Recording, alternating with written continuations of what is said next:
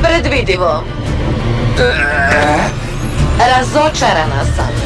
Očekivala sam više od velikog šerifa Strikera. Jadno.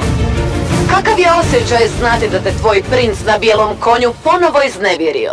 Ne brini, Pixel. Biće u redu. Mislim da ne razumiješ situaciju u kojoj ste se našli sada. Već ste mrtvi.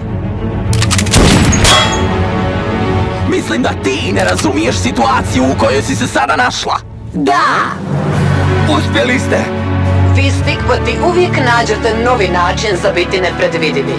A ti uvijek nađeš način da izbjegneš smrt. Šerife, trebaš mi kupiti vremena da postavim eksplozive. Bože!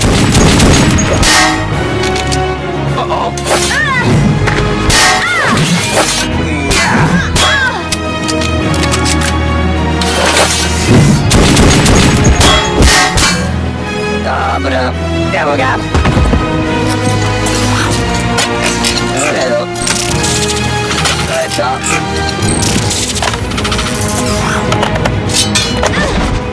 Ne bih rekla crve.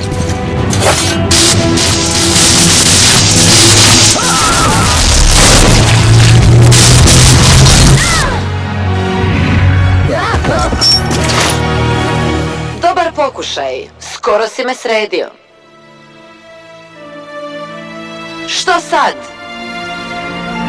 Ne! Sada mi je prilika, uzmi onaj detonator.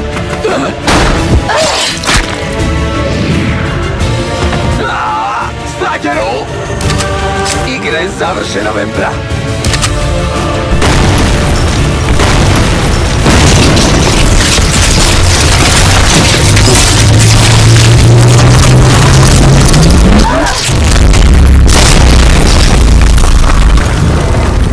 Pixel, pazi!